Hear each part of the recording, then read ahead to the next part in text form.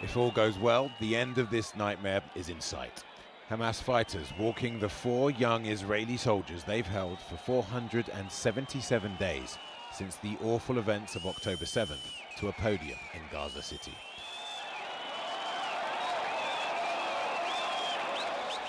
Karina Ariev, Daniela Gilboa, Liri Olbag and Nama Levy wave at the cameras they know are beaming footage back home to their friends and families.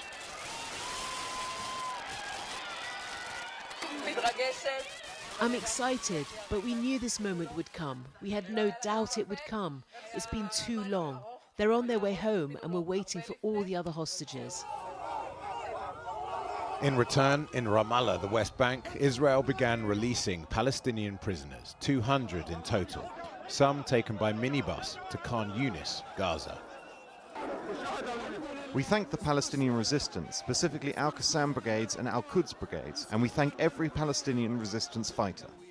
But those who'd been convicted of the most violent crimes won't be allowed home, instead deported outside the Palestinian territories, this bus crossing the border to Egypt. Large swathes of Gaza lie in ruins. For the ordinary Gazans whose lives have been torn asunder by Israel's devastating pursuit of Hamas, the ceasefire is the chance of a new beginning.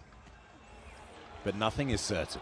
Hamas, still able to turn out foot soldiers and heavy weapons, are not vanquished.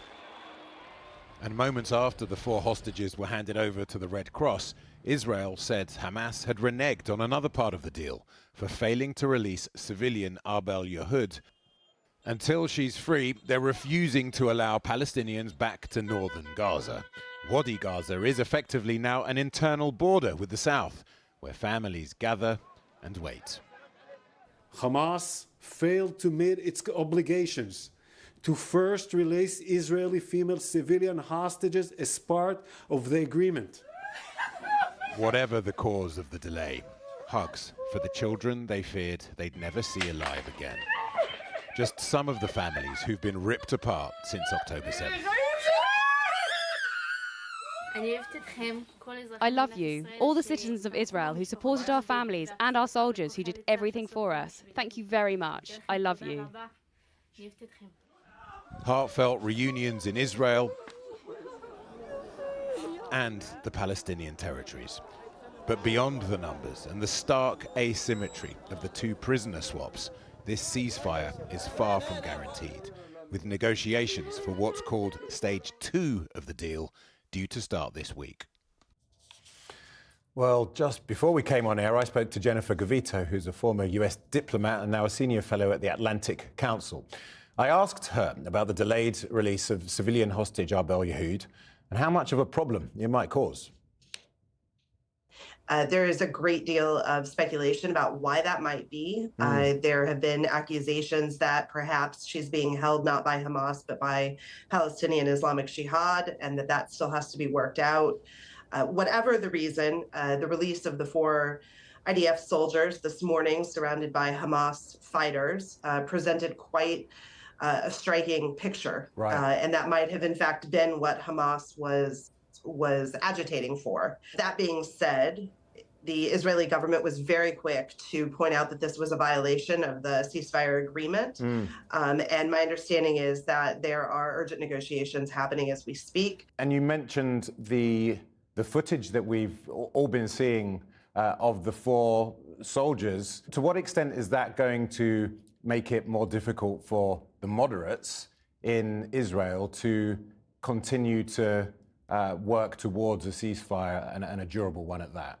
Despite the Israeli government's assertions and attempts, Hamas still exists and continues to be a force to be reckoned with. And so in my mind, that really just reinforces the urgency of moving ahead with the ceasefire. In fact, figuring out how to get Palestinian Authority control over Gaza in order to displace Hamas. And more importantly, down the road, the importance of rebuilding, showing Palestinians that there is a different path that doesn't involve Hamas leadership, and that there, with Israel, is some sort of pathway to peace. And how realistic do you think it is that Palestinians do find a way to support other leaders in Gaza that are less likely to choose a militant path? Certainly more challenging than it was pre-October 7th. The Palestinian Authority has been, through its own actions and through Israeli actions, has really been undermined, diminished over the course of many years. And so there's a lot involved with this, as both of the recent U.S. administrations have spoken about. You have to reform the Palestinian Authority. You have to give Israel confidence that its borders will be secure. I mean, these are years-long undertakings. This is not a short-term project. And before you can do any of that, you have to find a way to rebuild Gaza. You have to provide homes, food, really critical humanitarian assistance. And so far, there doesn't seem to be a good plan in place to do any of that. Thank you very much indeed for joining us. We're grateful for your insights. Take care.